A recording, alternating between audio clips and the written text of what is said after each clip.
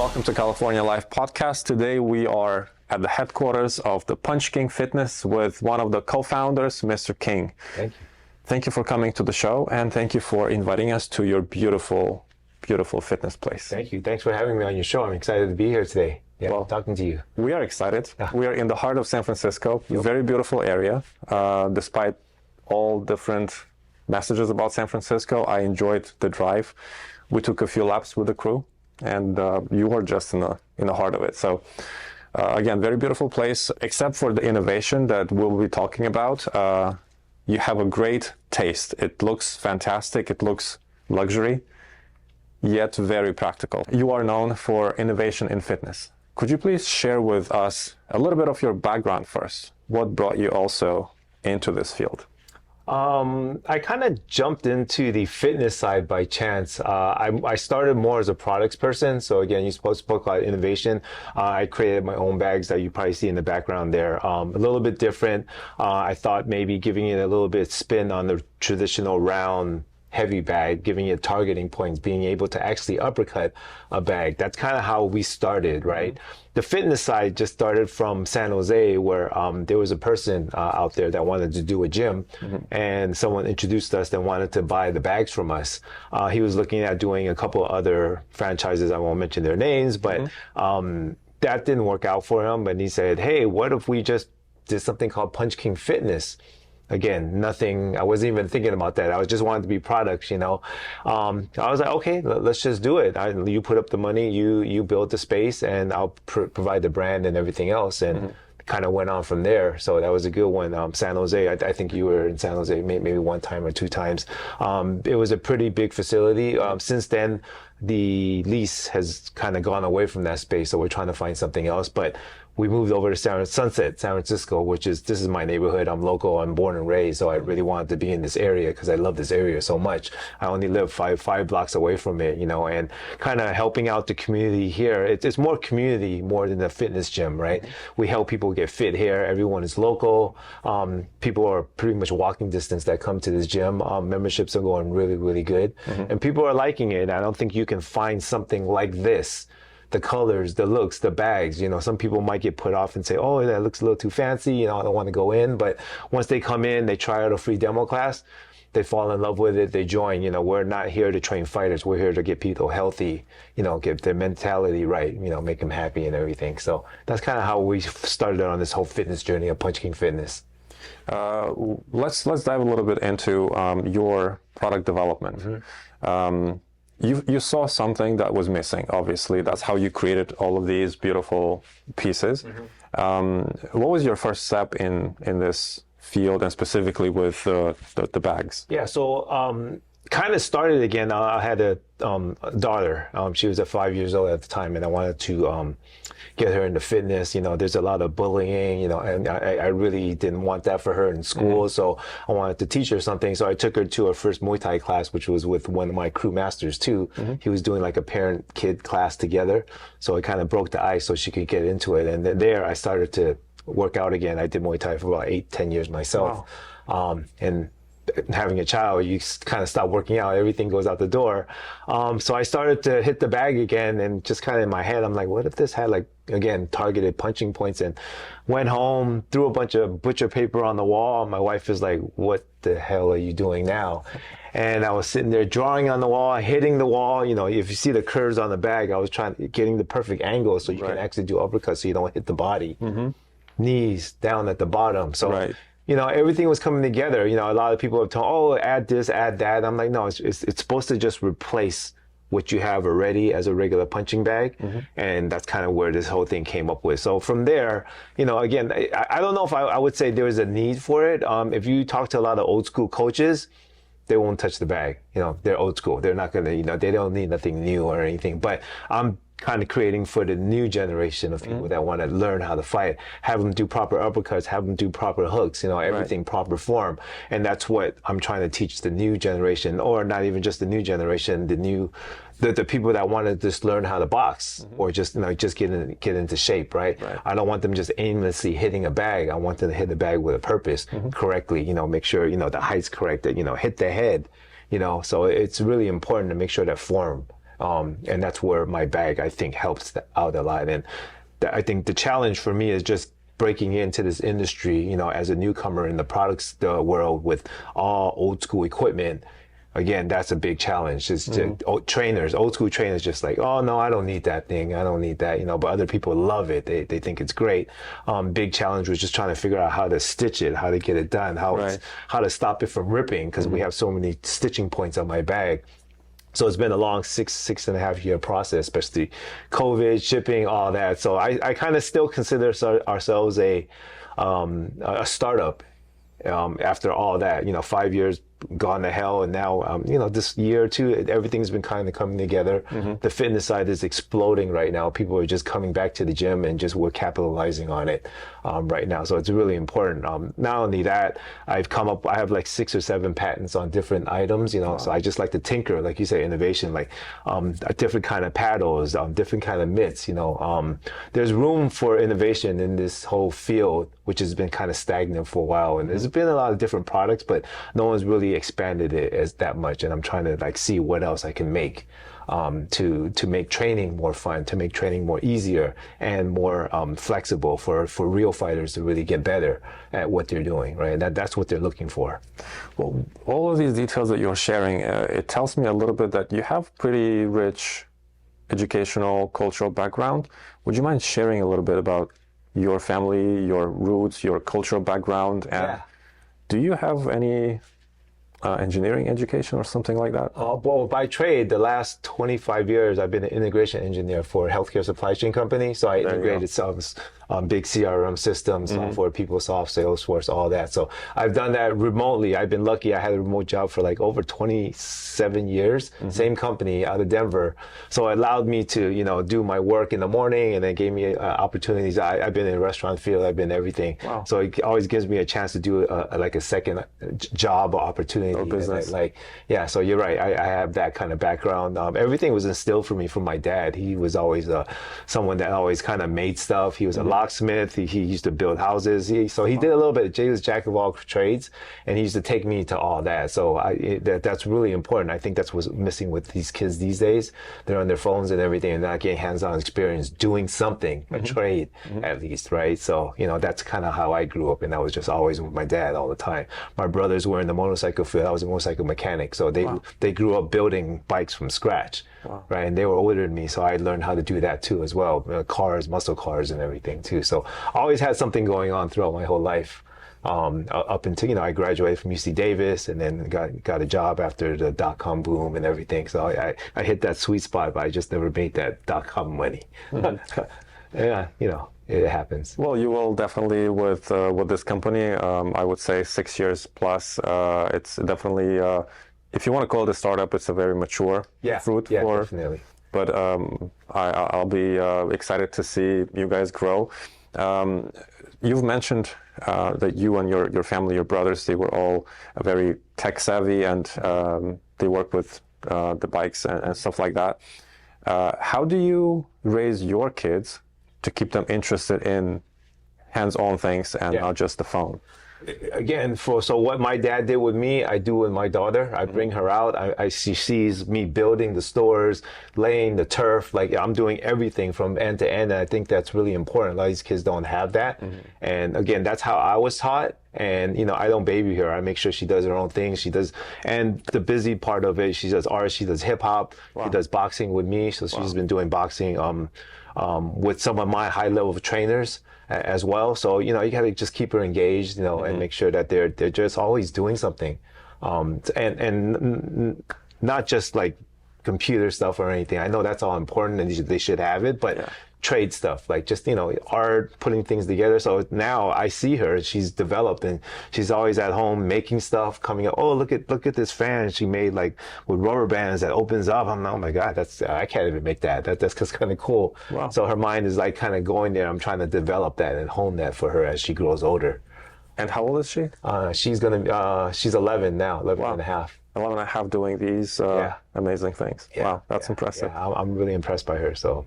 Yeah, well, you are very talented, so no wonder. Yeah, thanks. So back to you. You've noticed this little disconnect between practicality of the bags, punching bags, and you started designing your own.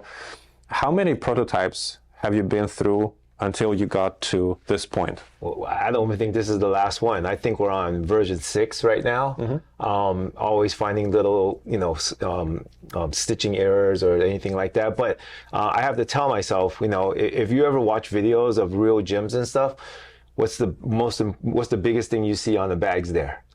Duct tape.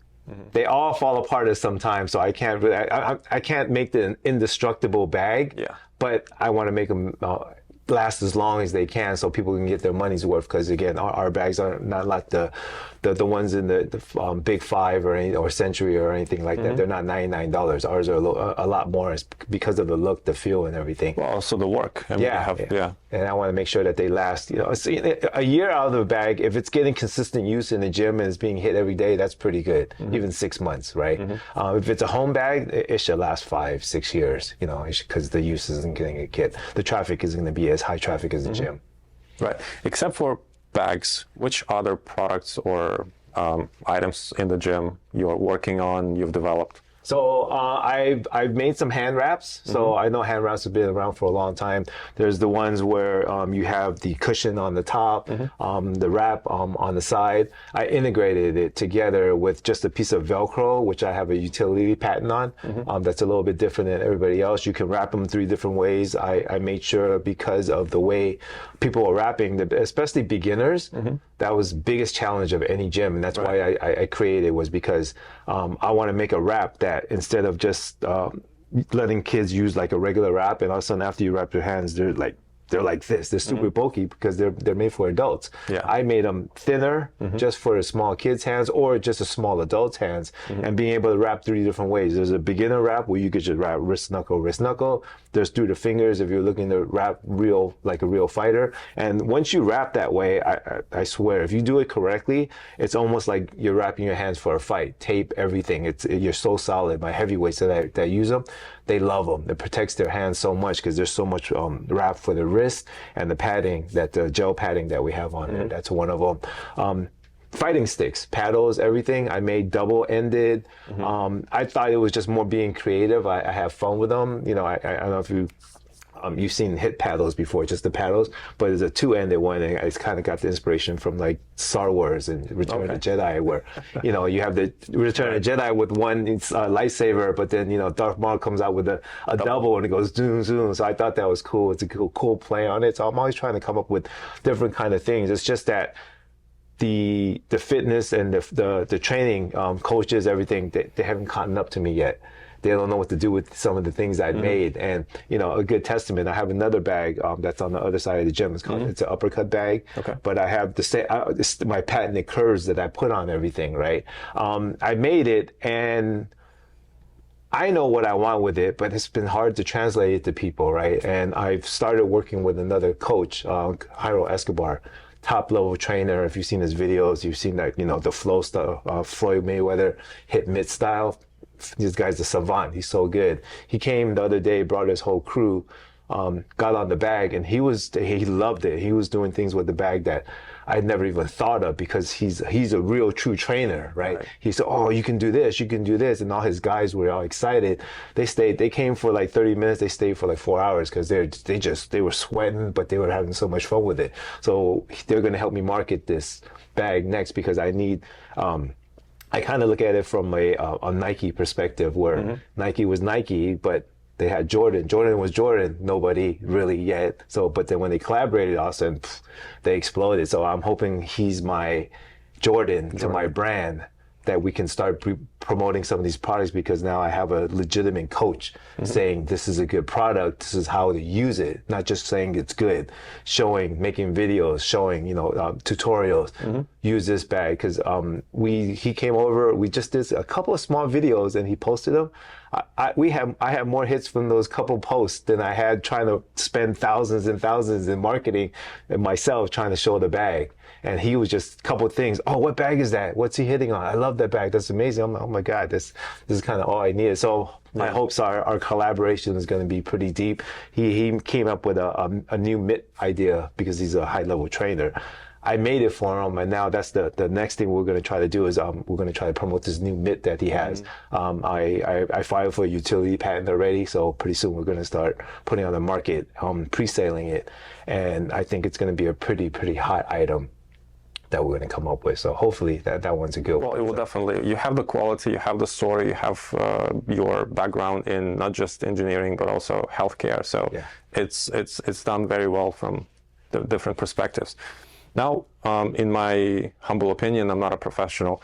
When I just entered your facility, it's not just about innovation in your products that you've designed, but also the other machines that you have here.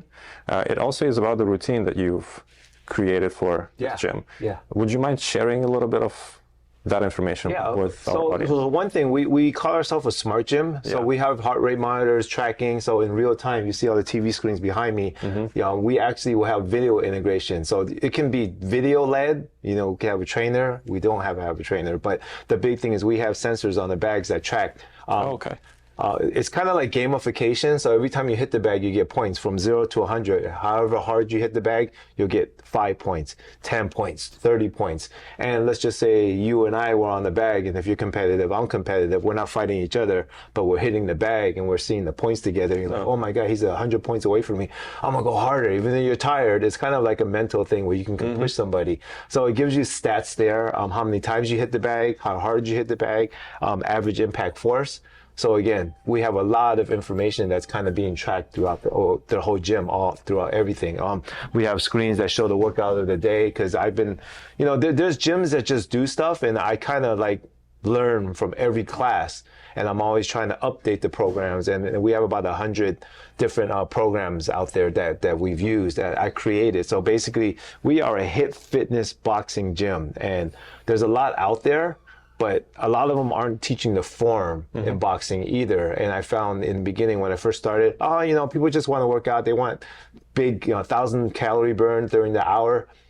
But now I'm seeing like people really want to learn boxing. They don't want to look ugly, where a lot of gyms is just, I mean, you can head back like this a whole hour, you'll be tired, you'll be winded, right? But again, the form, you know, being correct jabs, punches, everything, good footwork, we integrate that all into our workout along with the HIIT. So we do warm-ups, HIIT, cardio, calisthenics, boxing, calisthenics, and a finisher. That's pretty much our program that we laid out.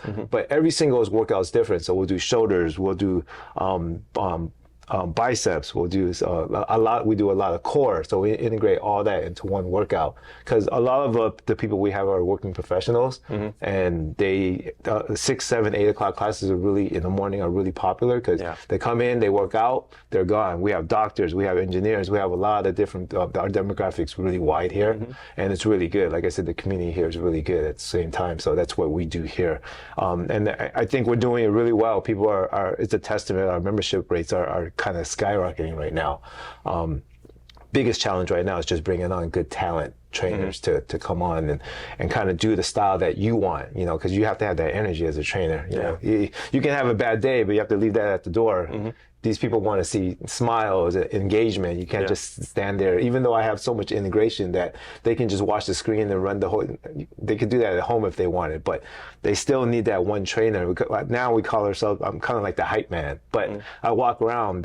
Doing that kind of video integration allows me to walk around and work on form more for people. Okay, I don't have to sit there, oh, what's next? Oh, jab, cross, hook. Then I come back and work on it. Now, you see me right now, it's just me because I can't afford too many top little celebrity trainers to be up on the screen. They'll say jab, cross, hook, and they'll just be going on in the loop, and they'll go on next 30 seconds. 1, 2, 3, 4, jab, cross, hook, hook. Then I can just sit there and say, okay, hey, Victor, all right, sit down. Your punches aren't being, you know, you're not throwing your two right. You're not, you know, your feet places isn't correct, right? So again, that allows me to do a lot more form corrections during the class, so I'm not sitting there having to just blurt out what's the next thing for the next round kind of thing, you know. So again, I'm finding it really well. The dumbbells, the HIIT fitness, everything's really, really ramping up, and all the cardio equipment is big big too. I mean, you have to change it up. We have the treadmills in the back.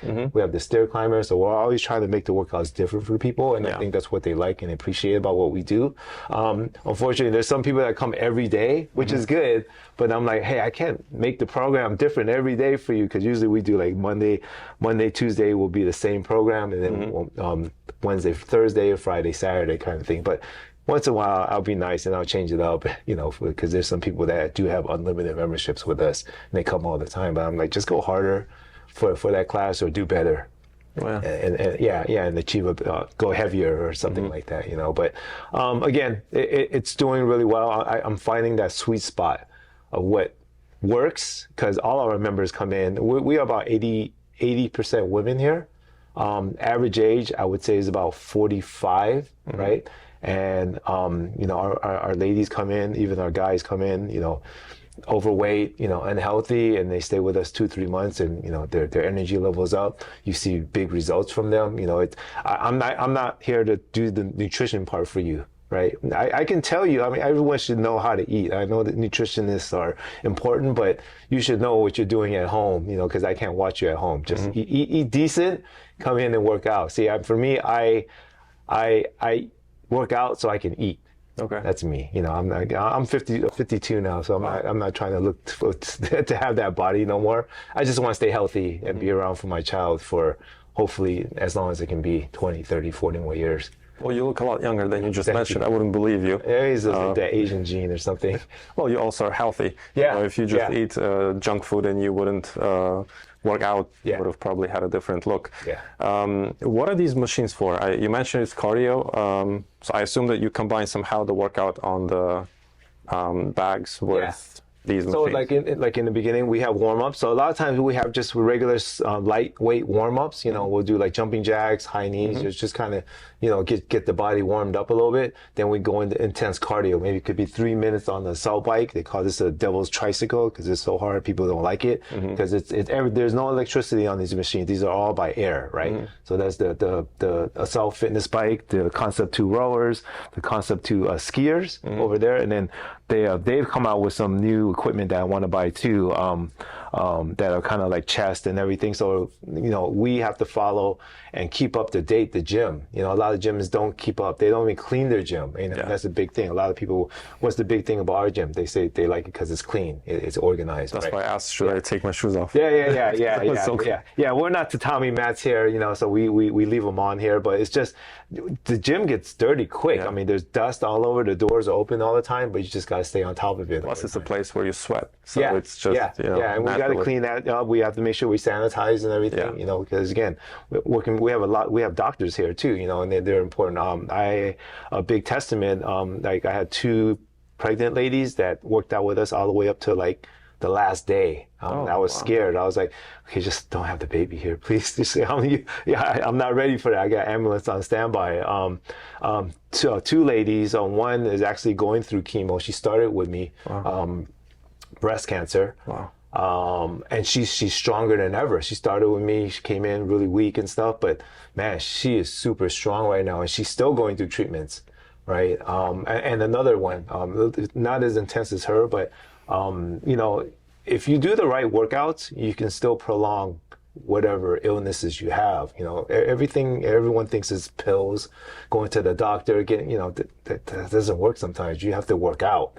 You have to apply yourself and engage yourself into like, cardio or strength. Walking's great, but it's only going to get you so far. You have to do, I tell some of my friends, you can walk, okay, throw some ankle weights on, or go upstairs, or, challenge yourself a little bit more. Don't just think, I'm going to go on a 5-mile walk. That's nothing. You have to get your heart rate up there. You have to burn calories and stuff. There's a big difference. In weighted cardio, to me, is way better than going out and running 5 miles around the lake or swimming. Because I have people, we have a demo class that's 15 minutes. Some people, is that enough for me? Just come try it out. I have guys come in. Like I said, I run the lake, I swim, I do this. They're on the ground in just my demo class, they can't even get through that. And I'm like, this is a different class, that they're trying to punch at the end. They're like, they can't keep their hands up, right? I was like, boxing mixed with hip fitness is a totally different beast, right? you teach correct form in boxing instead of just letting people. We don't even have to throw a punch, and I'll make people stand in the form and they squat the whole time and move around. They don't even want to stand no more because they're like, oh my God, I'm so tired, I can't squat no more. That's what boxing is. You're in this position all day long, just like martial arts and like a lion dance, and you have the horse dance. If you don't build this, you don't build anything down here, it's not going to work. And I used to be when I was younger, it was all upper body, skinny legs, upper body, big chest. That's all I wanted, big arms. Yeah. But, it's the core that you need from down here. And if you don't build your legs, nothing else is going to get stronger. And I try to apply that to people, let people know, hey, we do a lot of burpees here. We do a lot of stuff that you hate. And I used to hate it too. But those are the best things for you. Yeah. Right? So you'll learn to love it because you're going to get stronger. So, again, I am not certified in any physical training, NASM or anything like that. Everything. I'm self-taught in everything. I've tried to take those courses, but I'm so busy. I can't get through all the courses all day long. And I'll finish it one day. But again, being self-taught, learning from other people, learning from other trainers, just expanding your mind and not being like closed-minded to stuff is real big for me. I listen to everybody and I like to share. And I found in this industry, a lot of people don't like to share. Trainers don't like to share. Trainers are pretty cocky, arrogant, and I'm like, we're just trying to teach people, how to be better in life. And that's what I want to do. And I want to share my technology. Oh, what about your bags? Oh, I sell them to people, let's collaborate. And a lot of people don't want to collaborate. And that's unfortunate. There's a lot of room in this industry to really grow together. But that's what I've seen. Just being new, because I come from I'm not ingrained. I didn't grow up in fitness, right?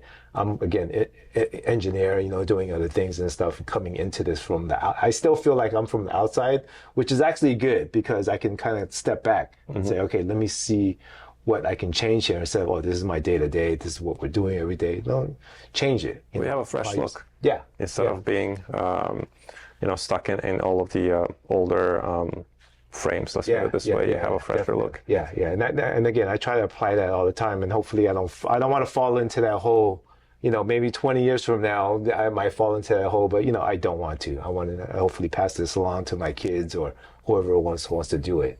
At some point in time. Yeah. The thing which you mentioned that you are self-taught to me actually means a lot more than the certified trainer, because anyone can get a certification. And I see, being from athletic world a little bit, I see what they do at the gym with their clients, which is just nonsense. Let's be honest. Yeah. And one of the best examples to me is and always was Dorian Yates. He was self-taught in bodybuilding, in nutrition, in steroids, which he took. He didn't have a whole crew around him. Everything is his own work on his own skin. So that's what makes you unique in the best way possible.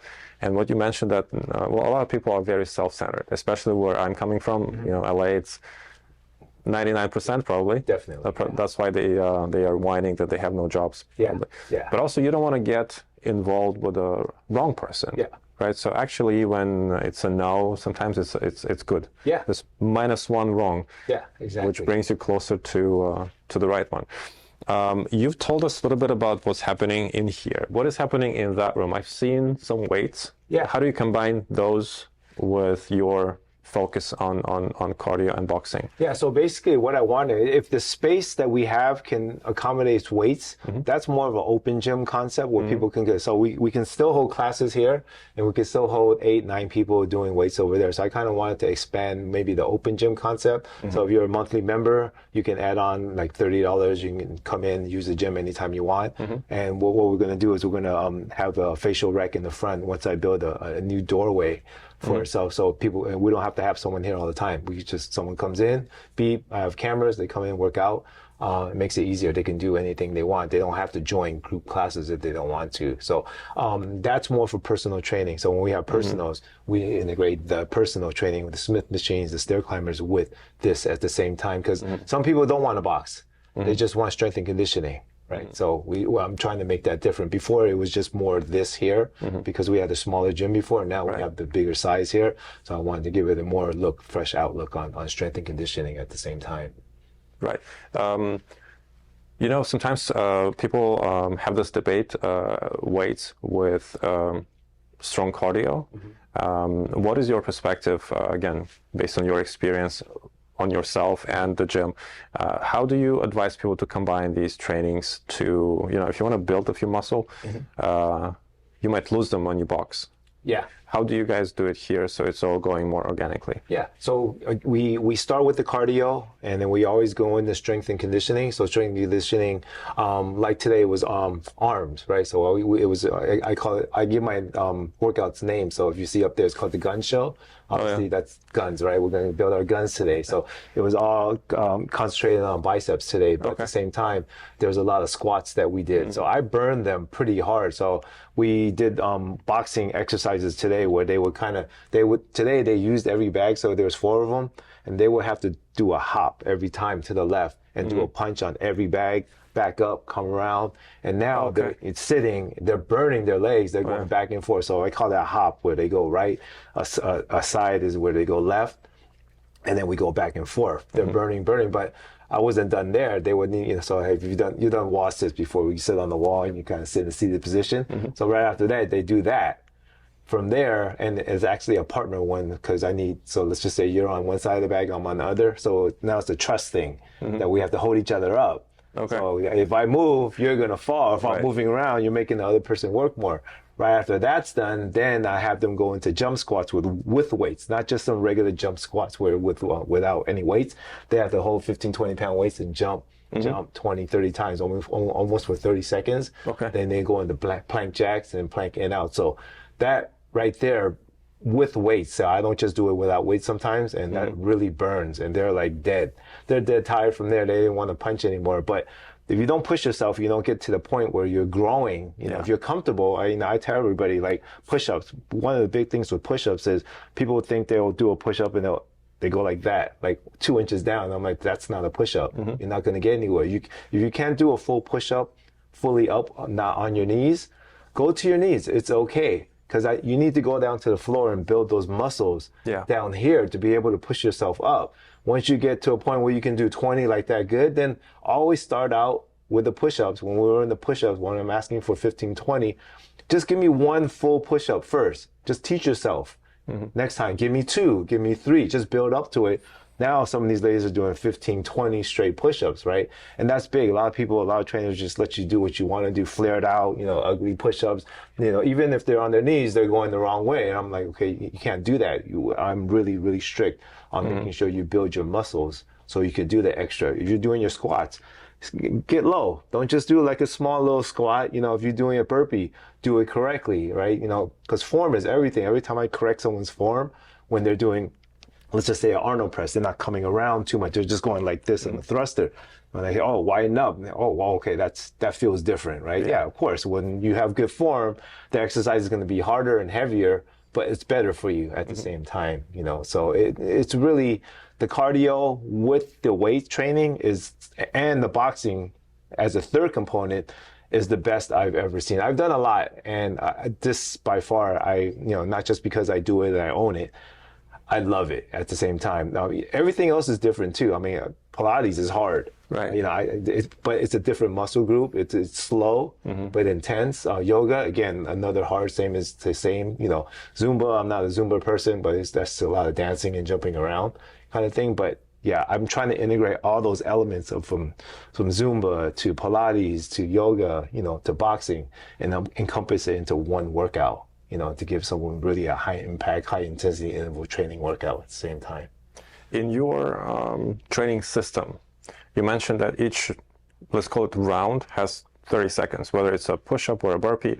How many of these rounds do you have to go through until you get a 30-second break or something like that? Yeah, after you do the warm-ups, there's usually, so today was like 2 warm-ups, 30 seconds each. You do 4 different exercises, and that's 1 round. So you do that 2 times, get warmed up, then you do a cardio. We'll go on the bike 3 minutes, rower 3 minutes, skier, and jump rope or treadmill. So usually we do 3 or 4 of those at 3 minutes each. You always get like a 30-second break. After all that whole round's done, you get 1 minute. So we're going pretty fast. We keep going. I'm trying to keep your heart rate up at the same time. Then we go into strength. Same thing with the strength. But then when we come to the boxing and calisthenics, so we go boxing. So it's 30 seconds, but it's 3 minutes. So it's 30 seconds of jabs, 30 seconds of crosses, 30 seconds of jab cross, 1, 2. So we go with different combos, 1, 2, 3, 4, 1, 2, 7, 8, body, body, 1, 2, rear kick. So we do kicking too, 1, 2, rear kick, rear knee at the same time. So that's 3 minutes straight of that. But we're always doing different punches every 30 seconds. Then right after that, short break, 30 seconds, we go into the calisthenics. Sometimes calisthenics could be 2 exercises or 3 exercises. We always try to incorporate a core in the calisthenics at the same time. After that's done, depends on the level. So we have level 1, level 2, level 3, level 4. So it could be 3 rounds of strength, 3 rounds of boxing, or 2 rounds, depending on the class and if it's a beginner intermediate. So that's kind of how we layer everything into one. And then at the end, there's always some kind of finisher. Today was 30 full burpees. Oh. So yeah. Not too bad. Yeah. So they have to bang out 30, or sometimes it's 30 squats, 30 push-ups, 30 sets of 30, 30, 30. Sometimes we have a pyramid, which is called, you start at 10 so you have the three different exercises: jump squats, push-ups, and sit-ups. So you start at 10. Then after that 10, you stand up, then you do 9 of all 3, then you do 8 of all 3, all the way down to 1. I learned that from my boxing coach, and everyone here complains when we go from 8 to 10. My boxing coach actually started up I think he started up at 50 one time. From 50, 50, 50, and I'm like, this is insane.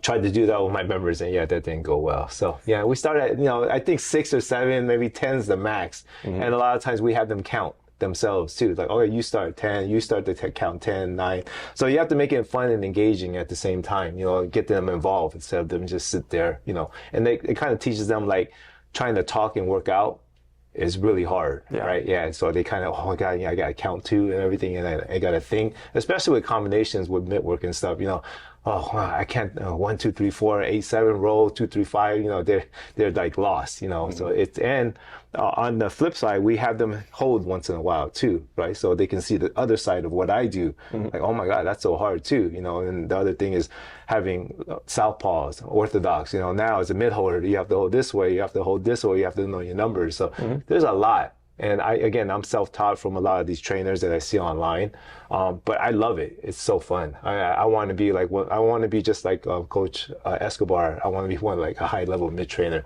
because those people command huge money in a 1 hour session. If you're really good, you can command $150, $200 an hour just to teach someone boxing when you're that good.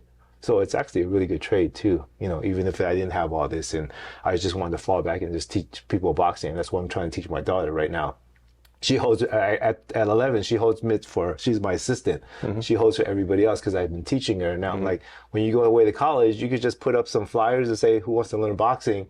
And you could teach them in the gym, make $25, $30, $40 an hour, as side money, because she knows how to do it. Right. So I'm trying to teach her that side of it too, not just to be working out and learning boxing. Right. Well, that's a fantastic business plan, good investment. You've talked a lot about your love for boxing, and you practice a lot of boxing, but you also mentioned you do kicking. Which kicking techniques do you like, and which techniques do you teach yours? So basically, there's always debate. There's like right kick, right roundhouse, so, and you're talking about different disciplines now. So, kickboxers do different kind of kicks. Muay Thai does it more of a snappier kick, so it's a lot different. We just go simple here. We're not here trying to teach people really kicking, but we still make sure they kick properly, right? Pivoting the foot, make sure you get your hips over. Depending whether you snap or not, it doesn't matter. It's just switch stance. Then you do a lead. There's a lead kick, there's a rear kick, and then for me, we always make sure that we encompass some kind of self-defense when we're doing a lot of this, especially for the women. I tell them, like, hey, if you're doing a knee on the bag, drive that knee, right? Because if you do that 100,000 times here, an attacker, you're tall and someone came at you like this, I'm hoping instinctively you've done it in our class so much that knee just comes up and hopefully you get them in the groin and run, right? I'm not saying stay there. Just because I taught you how to do a 1-2, I don't want you to punch them, right? You don't have gloves on, you don't have wraps on, you're going to hurt your hands. But a knee is one of the best things you're ever going to get from someone. But do it correctly. Grab them by the head or the side and knee them right in the groin and run away. Or a throat chop. If you see on the bag, I have that bottom, you could do a throat chop there or an eye gouge or something. So that's another thing I like to just drive into our ladies here, is just say, you got to make sure, don't just give me a lazy knee where you drive it, right? Again, someone comes after you, you know what to do, or it's not even know what to do. Hopefully it just comes up right away and you run away. You know, again, you get them good. So another element to making sure, you know, and that's something we're trying to do here. I'm trying to bring on some of the best self-defense teachers. I want to do like a once a month thing here. So people can come in from the community, older people can learn, because again, like you said, you know, you hear San Francisco, all the stuff going around, and I was just going to mention to you, I see all this high-tech camera stuff. Don't leave them in your car. Not here, please. They're going to break into it and steal it. But you have to be ready for anything around there at any age. It doesn't matter. All the you know I'm Asian, so it hurts me to watch all this stuff in Oakland, San Francisco. You know, these older people getting beat. You know, it's like it's sad. It's sad. But you know, we got to equip ourselves. Right. And hopefully what we can do here is help the neighborhood, help the people, help our kids. You know, our kids' classes, we're trying to build that too at the same time. And we're growing pretty quickly on that too. So it's fun. They're hard to teach. Kids classes are tough, but it's fun. Well, as long as it's fun and you still keep smiling, that's great. Yeah. For the gym, for the business, you have a really cool system with innovation, with all the items. You also have a system to train for amateurs or even for professionals. I believe you have a few locations. Do you do something like a franchise for your business, for your brand, or it's still in plan? So right now we are set up as a franchise. We have expanded to a few places already. One is in Vietnam. We're on the East Coast. For me, you know, I'll be honest, that was a little premature when we started that collaboration with the group over there. We stopped it. They weren't doing things quite the way we weren't seeing eye to eye.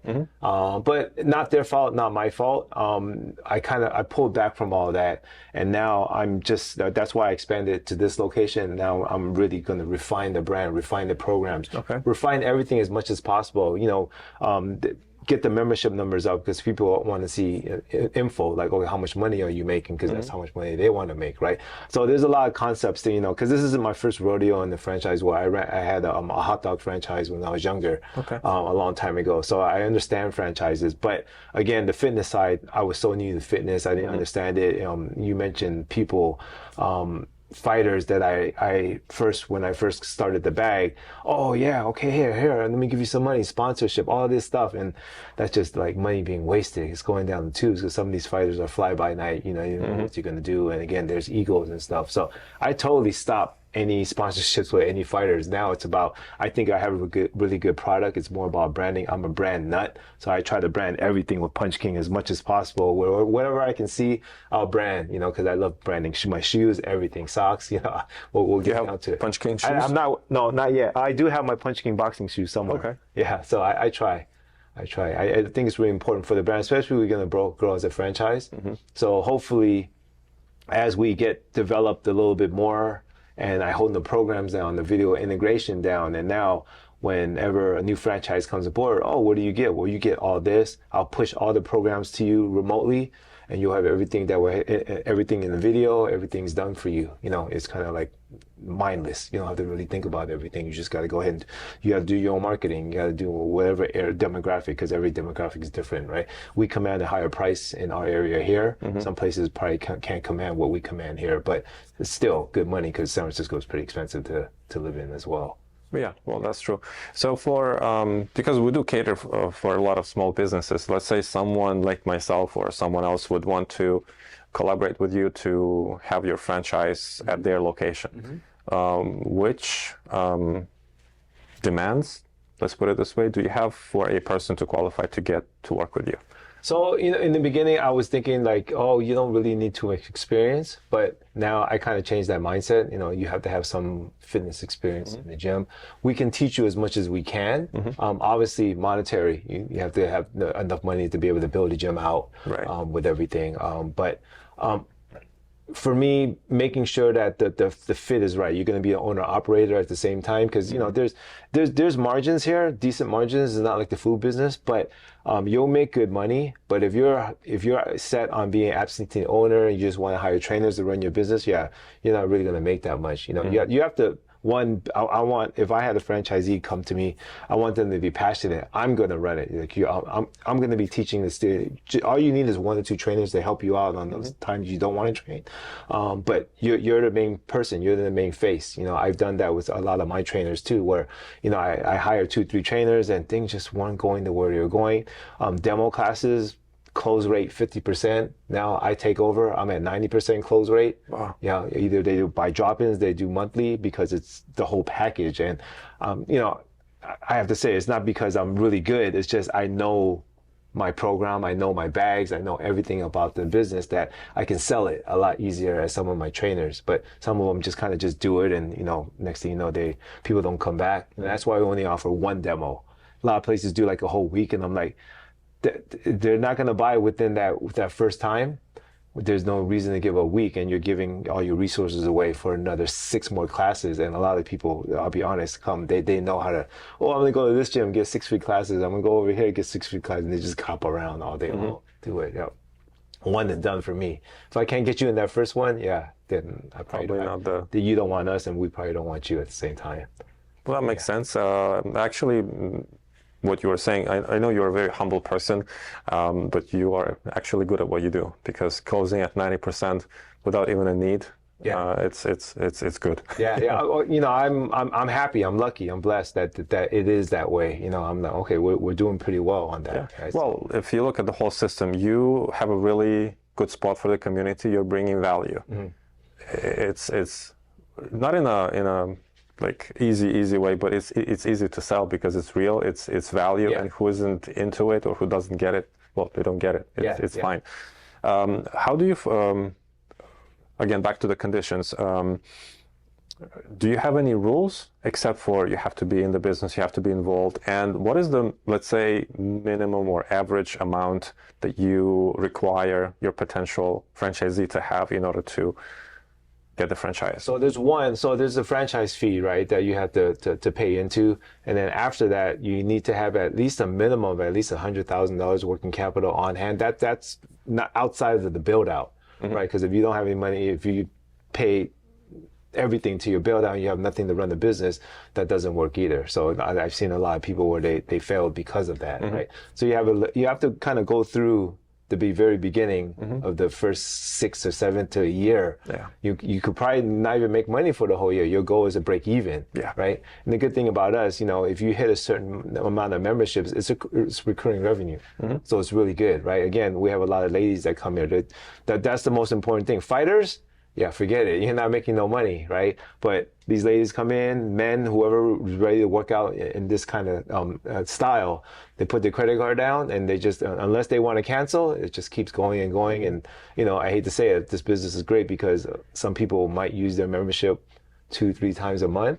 Some people might use it every day. So you get a mixed bag of people. And as long as you keep your membership rates and the attrition low as possible, right, you're going to keep needing members coming in all the time. And marketing is really important too. Being in Google, making sure your gym comes up first on Google is really important. So we've taken a long time to make sure that our team, the marketing team, pushes us up to whenever you say fitness or boxing, we pop up within the neighborhood. And the big thing for me, I think that's making us successful here is because you can't get something like this in the inner Sunset residential area. You usually have to go to the Marina District, downtown, over by Packville Park or AT&T Park, or over here now it's Stonestown or some mall to get more of a big gym feel like Crunch and all that. So we're bringing a smaller feel, more boutique style into this area. And if you just look, this, full block, 1 block radius here, there could be 200 people just living on this block alone, and then 200 here, 200, there's already 1,000 people.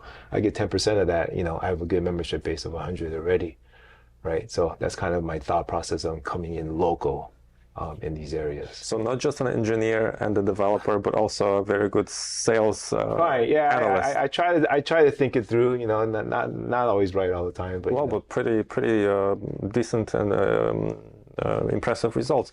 So back to the finance. You need to have around 100,000 in operational capital? Yeah, Just working something. capital.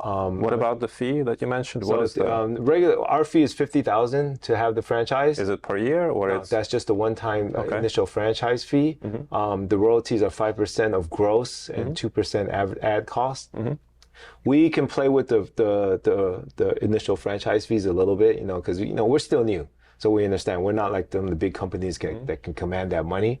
I'm just trying to make sure. That's why I took a step back to make sure, like, I need to build this out correctly so when someone comes in and wants to do it, they'll see everything and be sold. Just so hopefully I can close them like I close the members that come in here, right? So again, 50,000 for initial franchise fee. Your royalties are 5% of gross, 2% ad cost per month. The franchises they remain intact for about 15 years. Then you have your build out. Build out could be any different type. Minimum will require 1,500 square feet. You can go up to 3,000 if you want. I think that's a good solid number. Here's about maybe 2,000 here. I would love to be at 2,500 if we can. We have a ring on the other side there, but if you can have a ring, that's good. A lot of people have a stigma about rings, especially people wanting to do fitness, especially boxing. They'll see a ring. Oh no, that's a box. They're boxing in there. I don't want to box. And that you got to be careful sometimes. So sometimes people put it in the front, you put it in the back, but once they join and they see, and then you get them in the ring, they kind of have fun with it, So again, the layout could be a number of things. We've been on the corner there for about 4 years ourselves. We built it pretty well, and it was only like 8 bags in there. That was it, just kind of less than half of this space, and we did really well. Now, after we built this space, I think that kind of helps with the close rate because they see like a full gym now, everything, the lights, the colors, everything just, okay, yeah, where do I sign up? So now they're not saying, why am I paying $150 for 1 time a week or, $300 for 3 times a week? Now they see the value of the gym part as well. Yeah. Well, that's a fantastic story. What is your goal for the business for this 2025 and maybe next year, 2026? I'm really passionate about my product side. So I really want to kind of get back to that as well. But at the same time, still build this brand up stronger than it is now, right? I want to fill all the gaps because I was being pulled away from the East Coast to Vietnam to San Jose. I was being pulled too many directions that I couldn't focus on the very important part of building the brand, which I lost track of. But now I see that, and that's why I have one in Richmond, which is on the other side of the park, five minutes away. I built that a year ago. I let it go because I was like, I can make more money here than I can trying to do 2 studios because I don't have the trainers. I don't have another me over there, right? And it was doing well. It's just that I'm a bigger picture kind of guy. Right? I don't just want to have 2 studios. I want to have 100, 200 one day, right? But if I don't build it correctly from the first one, which I've learned, it's not going to go anywhere. Right. Yeah, it's going to fall dead in the water. We've, as our podcast, our media crew, we've worked with quite a few business owners, and you are a very rare who always talks about the brand. I need to build the brand. I need to focus on the brand. I think that is a very important message for all of you to remember. It's not about all the fluffy and fuzzy stuff, but it's the brand. This is where this is the why you. So since you are aware of that and you know it so well, could you please express or share with us, what is Punch King brand? What is it? Man, Punch King brand there's so many different things. One, there's the product side, which is Punch King. So there's Punch King World, there's Punch King Fitness, two separate entities. Okay. But that's the product side where I sell the bags, sell all the equipment and everything.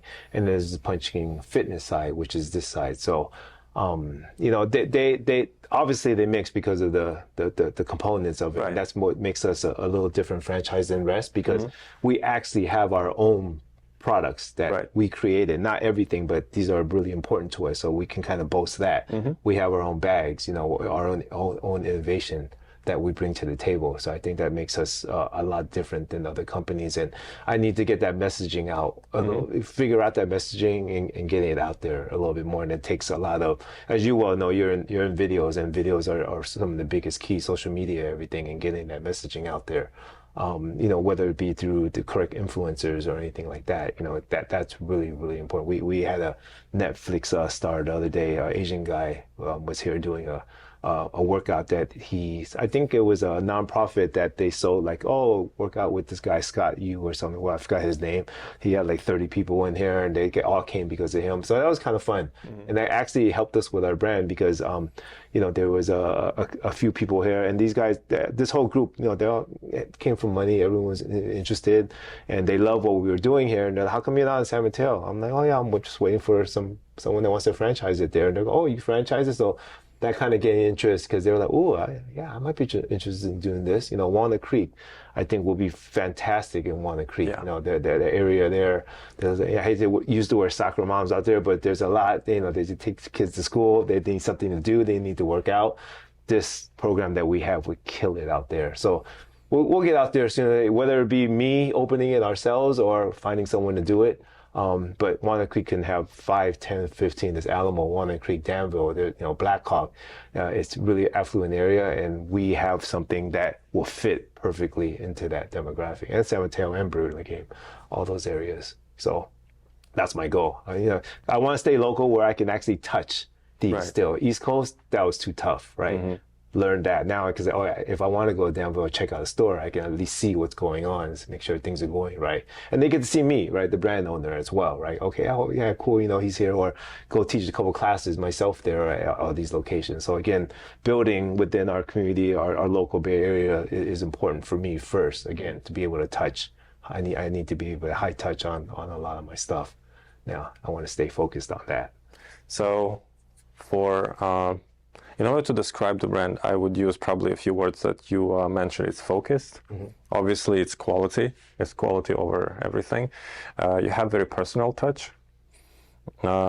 It's community oriented. So it's not diffused. It's not like mass production or fast food chain. In fitness as well, we have so many fast food chains. So it's taking from a lot and it's bringing focus like a not a lens. What is this? It looks like a lens, right? But you can. It's a piece of glass which you. I think that the more you use right. You use the solar power to lighten up the piece of paper. Yeah. Right. So it's something like that. You take everything, you put it in one. You focus on quality, and you deliver. The fire, which burns your calories.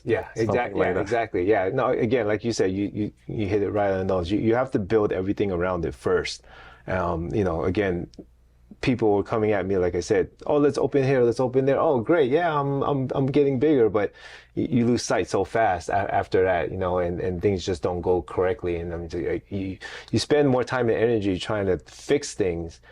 And that's where I got lost. I couldn't go back to my products anymore. I couldn't do any other stuff. So that's why I was like, okay, let's clean house.